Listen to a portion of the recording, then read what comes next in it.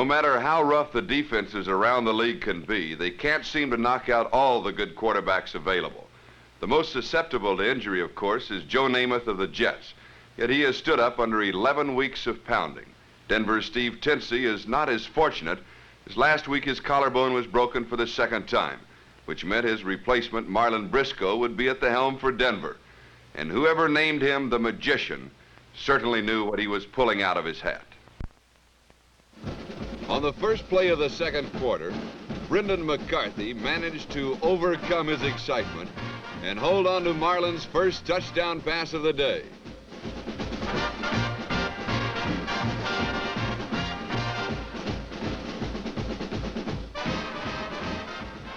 Two minutes later, it was Eric Crabtree's turn, and Denver led 14-0.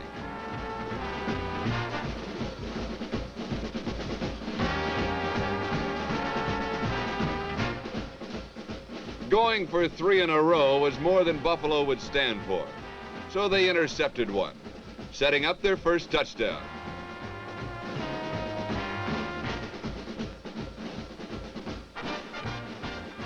Gary McDermott brought the ball to the 1-inch line, where quarterback Ed Rutkowski snuck it over to cut Denver's lead to 7 points.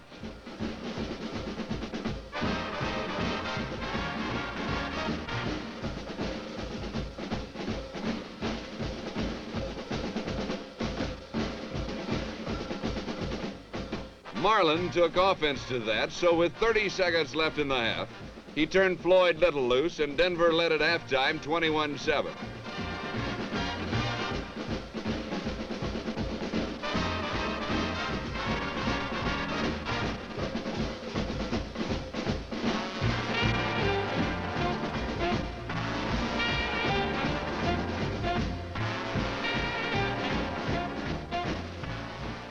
The fun was just beginning. Booker Edgerson stole some of Marlon's thunder and his lead with his 35-yard touchdown run to put Buffalo back in the ballgame.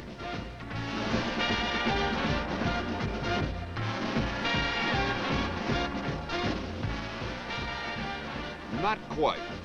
Marlon then threw his 4th touchdown pass of the day, this one to Al Denson early in the 4th quarter.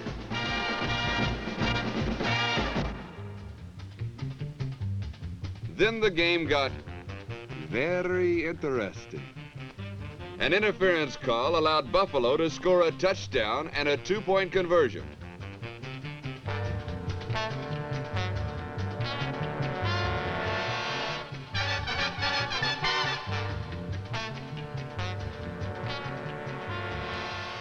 On the kickoff, Gus Holloman apparently took Denver out of trouble by returning it 67 yards.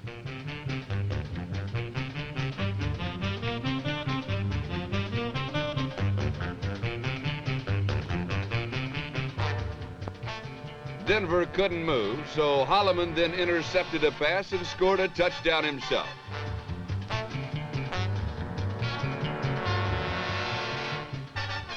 Not quite, as unfortunately it was called back for clipping.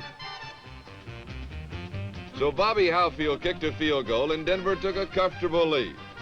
Not comfortable enough, it seems, as Howard Kindig blocked a punt and Gary McDermott took it in.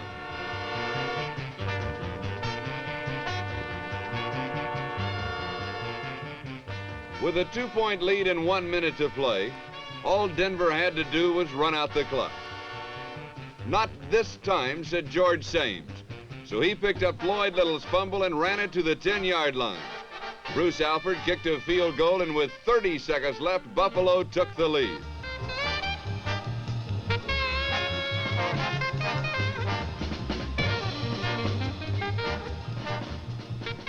Is all lost for Denver? Not quite. Briscoe went right back to Floyd Little for a 60-yard completion.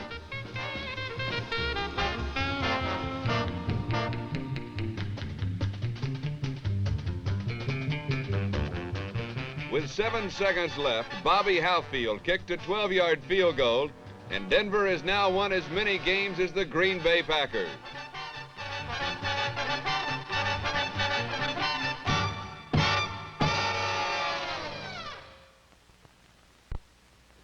Today was rookie day as Boston started 8 first-year men. For a while, it looked like the rookies had the upper hand and might even have an easy day against the Dolphins. The game started with powerful running by R.C. Gamble and accurate passing by Tom Sherman, both rookies.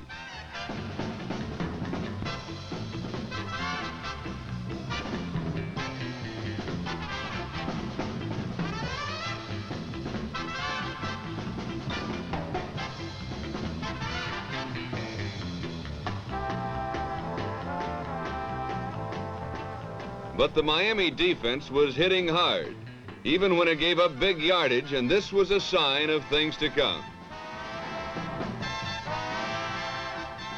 Boston scored early on a 15-yard field goal by Gino Cappelletti.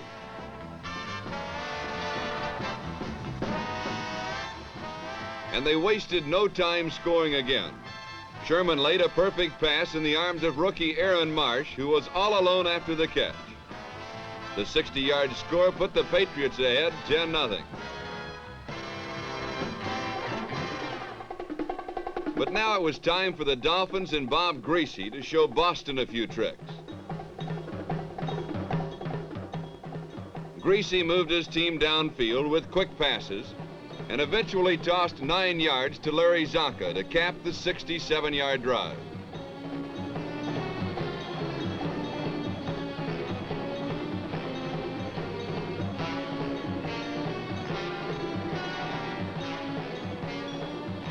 This made it 10-7 in the second period. Griese continued to dominate the game with his passing. On this play, he scrambled around and around and found Howard Twilley for a big gain.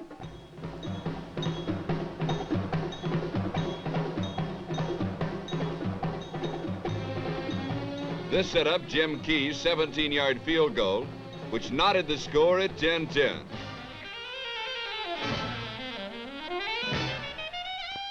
Then, with little time left in the half, Dick Anderson picked off a Sherman pass and returned it 13 yards before he fell on the slippery field.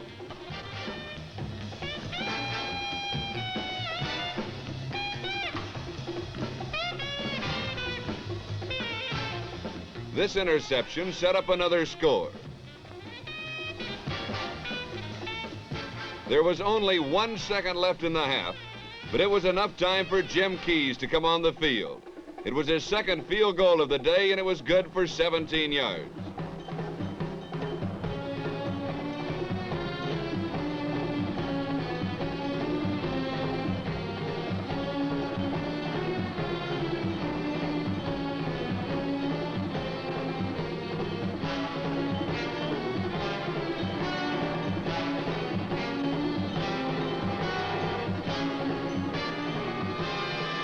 The kick put the Dolphins ahead, 13-10 at the half.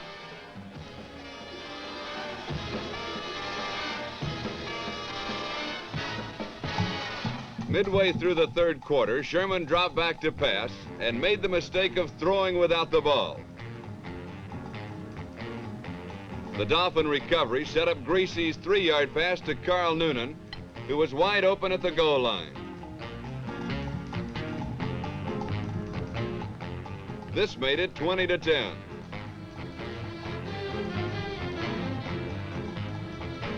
Tom Sherman is a rookie quarterback, and today he learned to watch out for Dick Anderson, who made his second interception with a great steal of a pass intended for Art Graham. Anderson made one move and ran 96 yards for a touchdown that put the game hopelessly out of reach.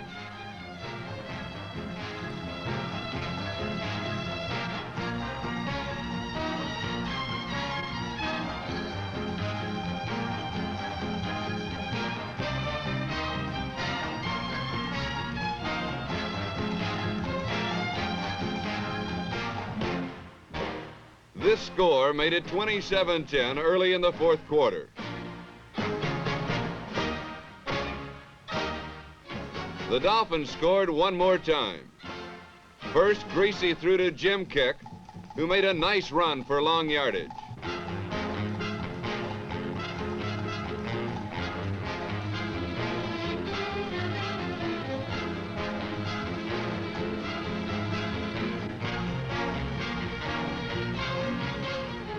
Then he tossed to Carl Noonan.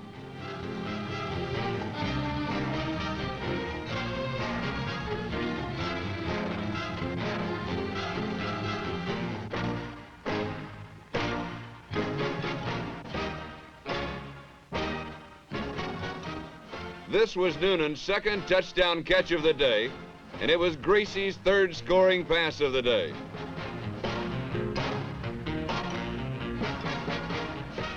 Noonan's touchdown wrapped up a convincing 34-10 Miami victory. It took Oakland 14 minutes to start rolling, but from then on the bingo was a treed cap. Darryl LaMonica's 26-yard pass to Warren Wells set up number 23 Charlie Smith's seven-pointer.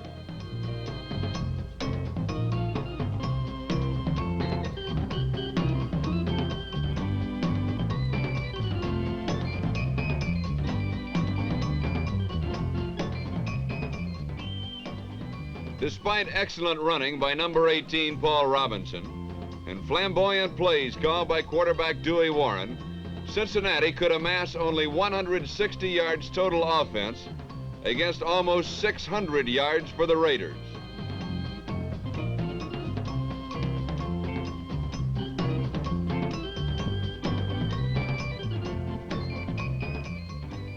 The Oakland defense played superbly, stopping the bingo threats repeatedly. Warren Powers made the game's only interception to halt one Cincinnati drive.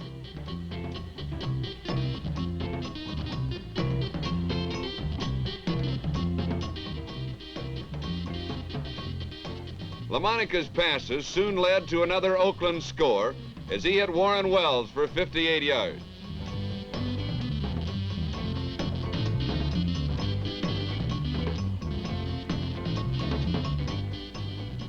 He then connected with number 35 Hewitt Dixon, who scored and bounced the ball into orbit.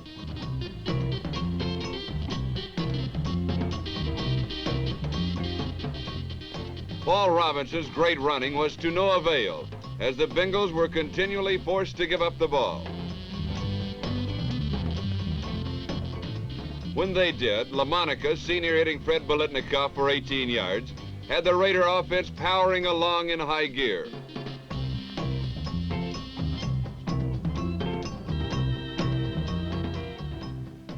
The last play of the half was a screen pass to Hewitt Dixon, who covered 33 yards. Although it did not lead to a score, it was an omen of things to come.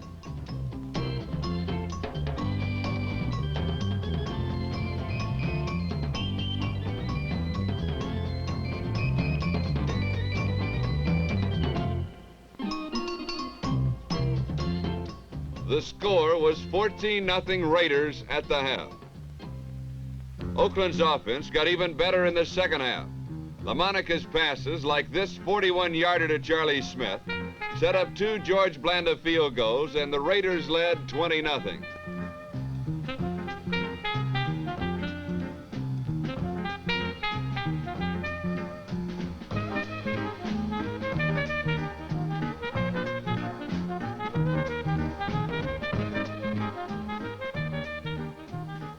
The Raiders' powerful running game was led by Hewitt Dixon and rookie Charlie Smith, seen here battering his way for 21 yards.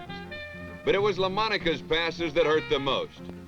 His 32-yarder to Fred Biletnikoff set up Charlie Smith's 9-yard burst for his second touchdown.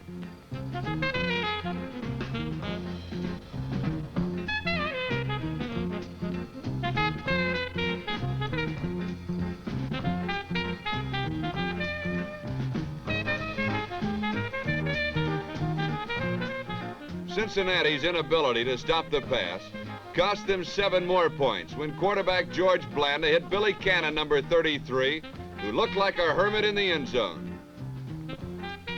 With the final score 34-0, the Bengals did not offer their fans very much, but it's the thought that counts. The New York Jets were 6-point underdogs when they suited up to face the San Diego Chargers on the West Coast. But the Jets made San Diego into the underdog in the Western Division race. You can't give all the credit to the Jets for their win. San Diego sometimes played like they weren't even there. The glue-fingered receivers of the San Diego Chargers became completely unglued against the New York Jets.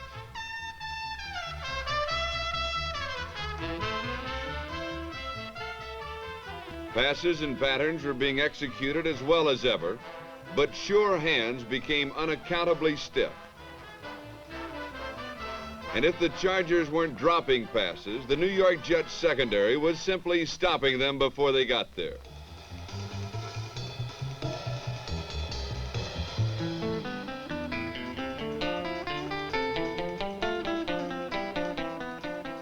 Even San Diego's elusive runners became quite available to the Jets' quick defense.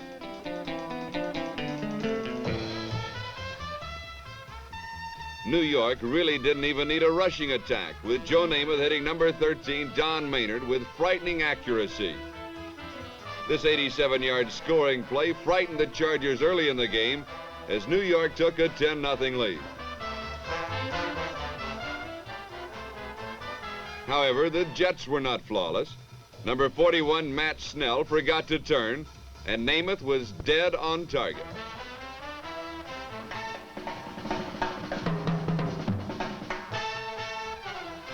But where the Jets' mistakes were humorous, the Chargers were not.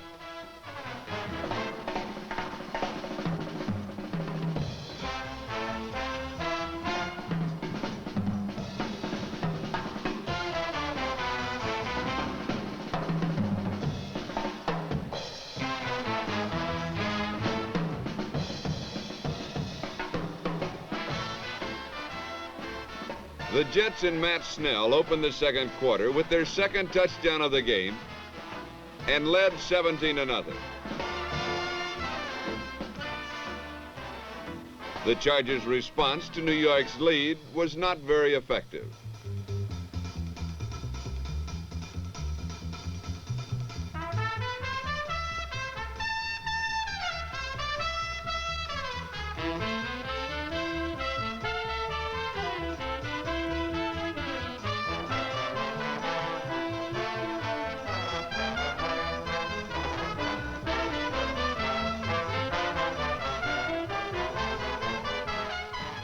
Although this time the Chargers defense foiled the Jets.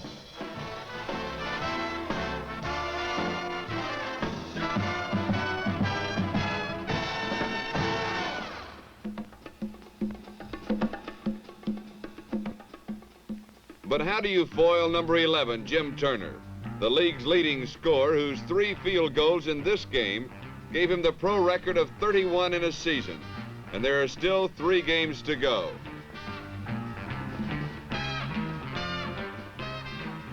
San Diego's answer to the Jets' 20-0 lead was characteristic.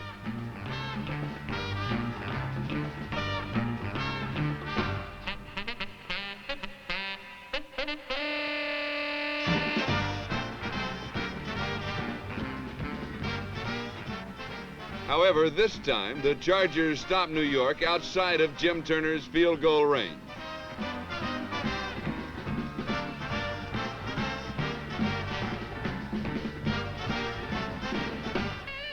So the Jets were forced to punt.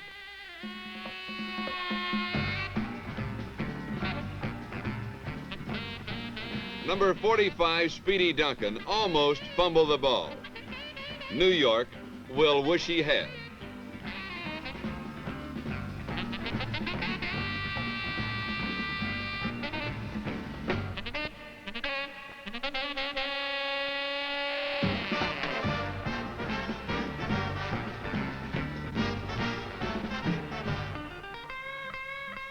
It was love and kisses for the Chargers, now trailing 27, but Joe Namath did not let them long enjoy their laurels.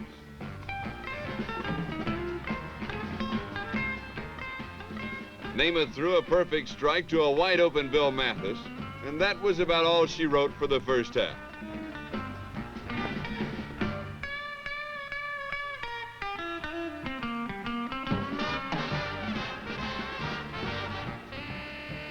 The Jets led 27-7.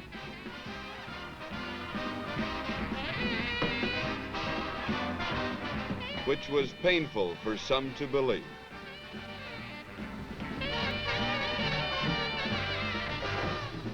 The Chargers' offense in the third quarter was like the Chargers in the first and second. The game's strategy seemed to be give the ball away, let New York score, and hope Speedy Duncan will return the kickoff for a touchdown.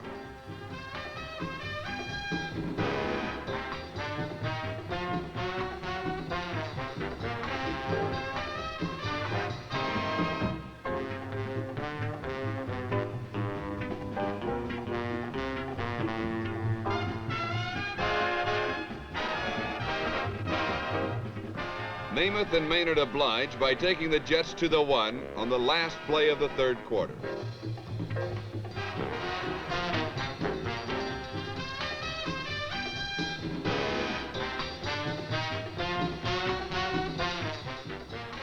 The Jets started the fourth quarter the same way they opened the second quarter, running for a touchdown. Bill Mathis scored for the second time today, and New York led 37-7.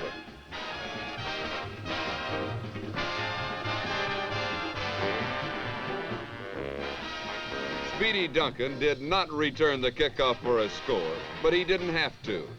All of a sudden, San Diego came alive and drove 80 yards for a touchdown. But it wasn't easy. On 4th and 2 on the Jets' 3-yard line, John Hadle found Jack McKinnon. The Chargers made a 2-point conversion, but it was far from enough. The sign signifies a San Diego touchdown, but it may symbolize San Diego's title hopes.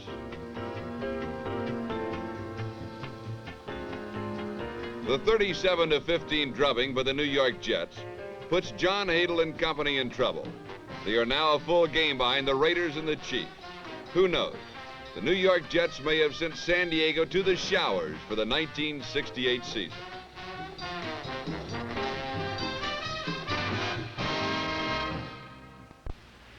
This is the situation in the American Football League with 3 weekends remaining. In the Eastern Division race, the New York Jets are leading the Houston Oilers by 3 games, which means that the Oilers must win their 3 remaining games to be tied with the New York Jets. Should the Jets win at least 1 of their 3 games, they will win in the East. Now, in the West, it's a bit more complicated. The Oakland Raiders and the Kansas City Chiefs are tied with a 9-2 record, and San Diego is a half game back with an 8-3. Now, the Chargers have a bit of a problem in the Western Division race. They must play Denver. In addition, they must play Kansas City and then Oakland. They have to win all 3 for there to be a 3-way tie. Should either the Oakland Raiders, the Kansas City Chiefs win all of theirs and San Diego lose 1, there would then be a 2-way tie. So it's still a toss-up in the West. I'm Charlie Jones. If I were only your TV weatherman, I could predict 3 weeks in advance what the prevailing win in the West would be.